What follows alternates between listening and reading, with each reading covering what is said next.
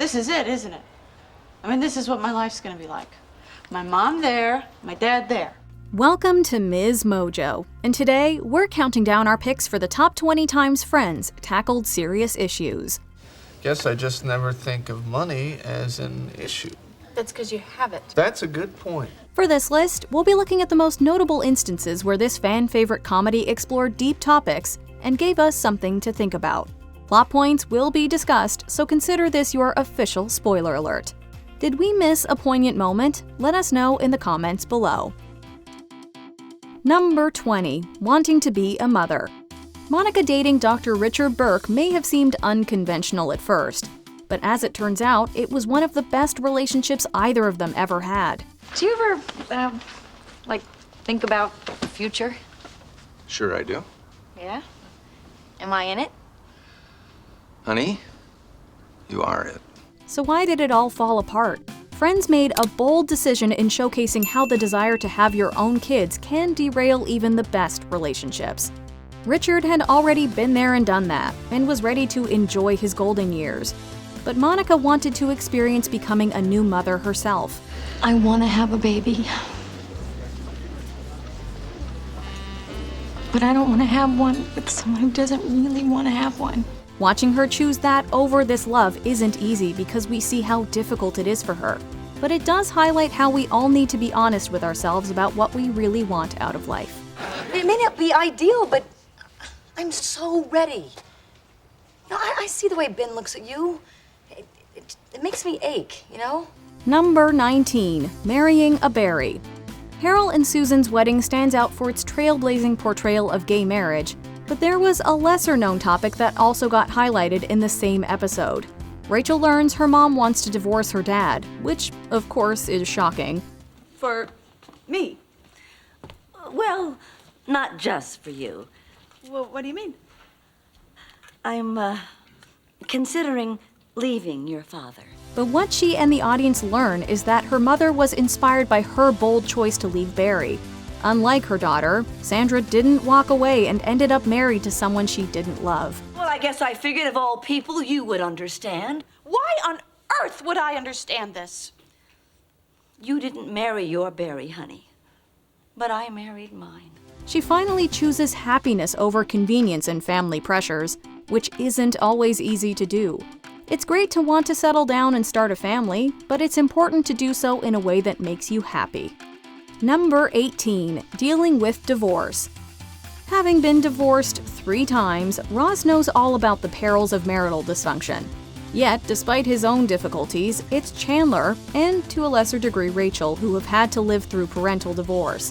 Chandler's experience when his parents announced their split on Thanksgiving years prior was discussed early on in the show's run. We've just finished this magnificent Thanksgiving dinner. I have, and I remember this part vividly, a mouthful of pumpkin pie. And this is the moment my parents choose to tell me they're getting divorced. Watching your parents end things is difficult for kids to see, even if it's the right and necessary thing. And for Chandler, the situation and its specifics had lasting effects. He's an example of how coping with divorce is often not simple, and can lead to things like commitment issues or using humor as a defense mechanism. Jim, how did you get through this? Well, I relied on a carefully regimented program of denial and wetting the bed. Number 17. Roommates moving out. I'm moving out, like we talked about. Well, I didn't think that was serious. I thought that was just a fight. Well, it was a fight. Based on serious stuff. Over the course of the show's run, it was common to see 2 of the friends living together. There were several combinations that played out, but the 2 biggest ones were Monica and Rachel, and Joey and Chandler. In both cases, we got to see how they handled the end of an era when life took them in different directions. Oh my God, I'm gonna miss you so much. I'm gonna miss you. I mean, it's the end of an era. I know. Regardless of whether it's a close friend or a romantic interest, changing who you share your home with can have a huge emotional impact, especially if you've lived together for a long time. Friends showed us how real the separation anxiety can be, especially through the eyes of Joey and Chandler. Number 16. Sharing a friend group with your ex. Rachel, I'm really sorry. That's okay, Ross. You want to get back together? Yeah, okay. Did anyone else hear that? For those in monogamous relationships, an act of infidelity is often catastrophic. Regardless of what side of the "we were on a break" debate you're on, we can all agree that the fallout that results from cheating can be difficult. This was evident when audiences watched as Ross and Rachel's romance came to an end for a period. They were over, but the group's friendships weren't. So how do you navigate that? The episodes that followed highlighted how the bonds between friends can be tested when intimate relationships fail. The ski trip was a perfect example of how awkward and uncomfortable things can get. Please, you have to figure out a way to be around each other. Yeah, and not put us in the middle. Yeah, otherwise, I mean, that's it for us hanging out together. In spite of that, it also showed how, given the right circumstances, exes can start rebuilding. Number 15, unrequited love. Seriously, how can you watch this? Aren't you scared? Terrified. Joey inadvertently falling in love with Rachel may have provided some comedic moments, but not everyone was a fan of the storyline as a whole. Though they end up dating for a time later on, when he initially finds the courage to profess his feelings, she doesn't reciprocate. Admitting you're falling for someone and risking being turned down by them is scary, to say the least. Joey's reaction expressed his sadness, while providing a sense of familiarity to those watching. Joey? Yeah, right. Hey, that's okay. It's fine. It's, pretty much what I was expecting, you know? The truth is, no one wants to be rejected, and to see our lovable Joey go through it hits pretty close to home for many. Number 14, breakups. Let's take a break. Let's cool off, okay? Let's get some frozen yogurt or something. No. A break from us. There will probably always be a debate about whether Ross and Rachel were really on a break. Yet breakups happen all the time in life, and Friends has given us plenty of them to ponder. I think I need to be with someone who wants what I want. But I don't want this to end. No, I don't want it to end either. The heartbreak Rachel and Ross experienced and the ensuing fallout was extremely raw and real. But even the likes of Phoebe and Mike, or Monica and Richard, gave audiences varying points of view on the topic. And those are just a few examples out of many. Because getting over you is the hardest thing that I have ever had to do. I don't think I could do it again. I know I couldn't. Some of these pairings found their way back to each other, while others didn't. That's normal. The importance of being true to yourself and trusting your heart is repeatedly enforced by what these characters go through. Number 13, can exes be friends? This is an age-old question. When a romance dies, can you continue to be friends with your former partner? The answer is as subjective as the parties involved in the relationship. Well, are you going to see him again? Tomorrow night. Monica, what are you doing? Well, she spent the last 6 months getting over him, and now she's celebrating that by going on a date with him. Some people can flip the switch and it's fine. Others find themselves continuing to try and win back the heart of the one they lost. Characters on this show gave us both sides as well. I do think it's better this way. Yeah, we're being smart. Yes, I'm sure. You really sure? Monica and Richard failed to draw the line between romance and friendship, but Ross and Rachel did manage to find a place where they could support each other without romantic entanglement, though they did end up together. There's no single right answer, so we're glad the show tackled this in different ways. Number 12, friends talking about money. We have to give props to Friends for tackling this issue, especially since money is a topic many in the real world avoid like the plague. The reality is, it can be fairly common for a group of friends to have a wide difference in their income ranges. Chandler and those guys just don't get that we don't make as much money as they do. Yes, yeah. Really? It's like they're always saying, let's go here, let's go there. Like we can afford to go here and there. Lots of factors play into that. Even for the closest of friends, though, it's often not something they'll feel comfortable openly talking about.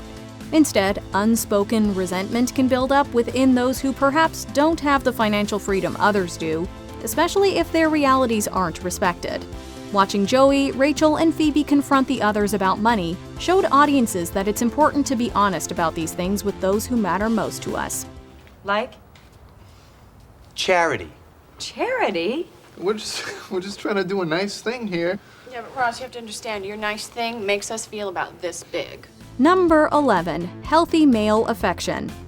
As much as we'd like to say that the world has matured, there still seems to be some hesitation from guys when it comes to showing affection with each other. In popular media, men are often portrayed as having to be macho and show little emotion. Hey, listen, I'm sorry about what happened. Yeah, me too. I know. Yeah. So do we need to hug here, or? No, we're all right. Yeah. But when it comes to the show Friends, the opposite seems to be true, especially where Chandler and Joey are concerned. Welcome home, man.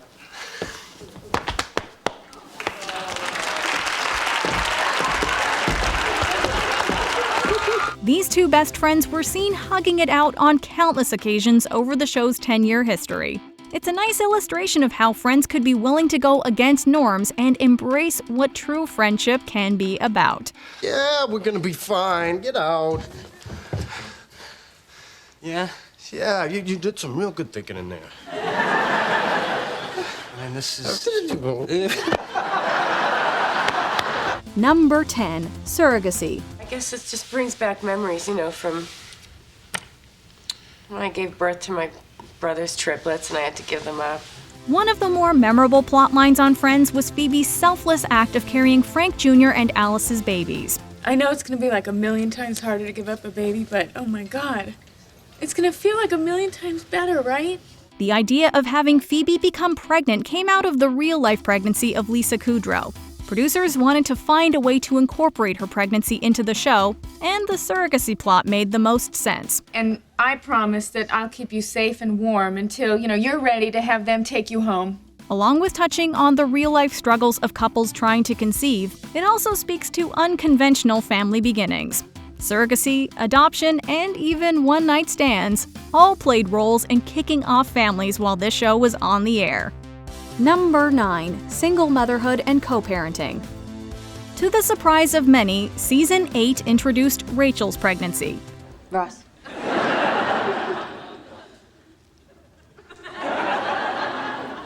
Ross. Okay, whenever you're ready. With Ross being the father, there was never any doubt he would be part of Rachel's journey. The doctor's appointments, the Lamaze classes, baby-proofing the apartment. However, with no romantic relationship between them at the time, and no prospects in sight, we got a glimpse into the life of a single mother. The first inclination of this was when Janice spoke about her own experience raising a child on her own. I hate to be the one to say it, but honey, you too are on your own. From there, the show managed to find a way to convey the difficulties of Rachel's solo journey and explored her and Ross co-parenting. Thankfully, she's surrounded by both friends and family who are more than willing to tell her, "We'll be there for you." Number 8. Starting over. 3.5 minutes into the pilot of Friends, we meet Rachel Green. She's a woman who spent her life living off her parents and had decided to marry into money. When her wedding day finally arrives, a gravy boat triggers an epiphany about her life and she walks away from it all. Anyway, I just had to get out of there and I started wondering, why am I doing this and who am I doing this for? Having relied on everyone else to sustain her, Rachel's decision to abandon all of that and go out on her own is one that many people can relate to. Well, maybe that's my decision. Well, maybe I don't need your money. It can be incredibly scary to walk away from all of that in favor of doing what feels right for you. You go, Rachel. Welcome to the real world. It sucks. You're gonna love it. Number 7. Transgender individuals. The world of 2001 was a considerably different place in terms of how transgender people and issues were discussed and portrayed on screen. Has someone taken her order yet? Oh yeah, she did. He did. She? I'm sorry, I'm new. We learned early on that Chandler's parent had left his mom for the pool boy. Look, I know that your dad embarrassed you. I know. No. All kids are embarrassed by their parents. You'd have to come up with a whole new word for what I went through. When we finally meet the character, played by Kathleen Turner, she's headlining a drag show in Vegas as Helena Handbasket. It was arguably an inclusive move for its time. However, the show did tend to poke fun at the character, and co-creator Marta Kaufman has also expressed regret over misgendering her. So it's safe to say the portrayal has not aged well. You must have had terribly fascinating parents. Oh, they're a hoot. We are just glad we've come a long way since then. Number 6. Self-confidence and body image. Back in the second season of Friends, we were introduced to Monica's younger self when Joey exclaimed, Some girl ate Monica. Although implied earlier in the series, we finally saw what a younger version of Monica looked like. However, it wasn't until the Thanksgiving flashback episode that we saw what Monica was put through. Hi, I'm Ross's little sister. Okay. Chandler refers to her as fat, which badly damages her confidence. Friends has been roundly criticized for its fat jokes, for good reason. But this episode did show us how hurtful someone's words could be in relation to body image. I am really sorry. That is so terrible. I'm so sorry. Kudos to the writers for showing us this more vulnerable side to Monica. Number 5. Phoebe's difficult childhood. It's no secret that Phoebe had a pretty rough childhood. But she gave me the box that it came in. It had a picture of the bike on the front. So I would sit on it and my stepdad would drag me around the backyard. She lost her mother, was unhoused, and even committed petty crime for a while. But despite everything she went through, she was perhaps the happiest, most optimistic character on the show. She was no stranger to tragedy and trauma, but she chose to see life as something amazing and worth treasuring, which is pretty powerful. It was when I was living on the street and I needed money for food and stuff. Phoebe, that is awful. Well, okay, I wasn't rich like you guys, okay? I didn't eat gold and have a flying pony. As a result, she ended up with a fantastic second family among her friends, and even learned about and got to know her half-brother and birth mom. She also found a good job, the perfect partner for all her quirkiness, and more. But now I'm standing here today, knowing that I have everything I'm ever gonna need. You are my family. It's proof that no matter how difficult things get, there's still light we can go after. Number 4. All sorts of families. Years ago, the idea of a family consisted of a husband, a wife, and their kids. As time has passed, the so-called nuclear family is no longer the norm. Like many shows from the 90s, Friends also chose to embrace the idea of non-traditional family types. So how's this gonna work, with us? The fact that the 6 friends themselves are so close makes them more akin to family than many blood relatives. Beyond that, it also gave us a blended family with Ross's son. Ben's good. Yeah? How come you never mentioned Ben before? We just cooked it up. Ben became the child of 2 mothers and a father, something rarely seen on television at the time.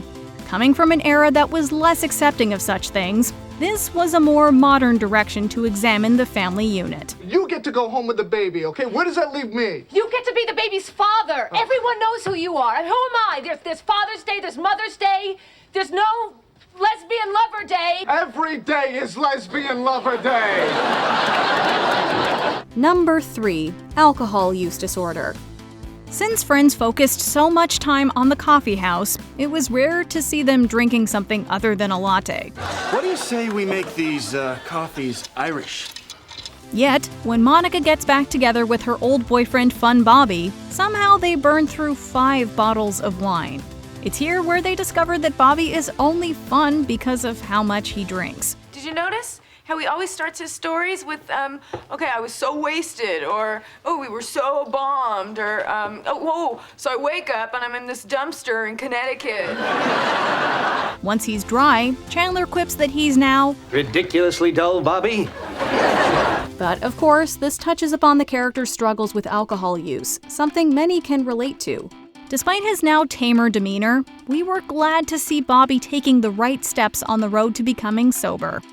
Number 2. Gay marriage. Today, the idea of same-sex marriage is nowhere near as controversial as it would have been in 1996. I'm parents called this afternoon to say they weren't coming. Oh my God. I mean, I knew they were having trouble with this whole thing, but they're my parents. I mean, they're supposed to give me away and everything. Surprisingly, though, Carol and Susan's wedding episode didn't actually make that much of a blip on the blowback radar. Only 2 network stations prohibited the episode from being aired, one in Texas and the other in Ohio, and NBC received just 4 complaints via telephone. Oh my God. Now I've seen everything. Regardless, it was still groundbreaking territory at the time. Even so early on in the show's run, the producers embraced the idea that love is, well, love. Carol and Susan gave us a great example of this. You know, nothing makes God happier than when 2 people, any 2 people, come together in love. Before we continue, be sure to subscribe to our channel and ring the bell to get notified about our latest videos. You have the option to be notified for occasional videos or all of them. If you're on your phone, make sure you go into your settings and switch on notifications. Number 1. Fertility issues. When Monica and Chandler decided to have a baby, few could have expected the story to turn out as it did. We find out late in the season that due to medical reasons, they may not ever be able to conceive a child. It means that we can keep trying. But there's a good chance this may never happen for us. Although there are many couples who could relate to this already, it was also a case of art imitating life. Courtney Cox, who played Monica, had experienced fertility issues with her then-husband David Arquette. We're gonna figure this out. I know. Thankfully, Monica and Chandler choose to adopt. I'm really glad I picked you guys. You're gonna make great parents. Meanwhile, Courtney gave birth to her daughter Coco Arquette a year later. Do you agree with our picks? Check out this other recent clip from MsMojo. And be sure to subscribe and ring the bell to be notified about our latest videos.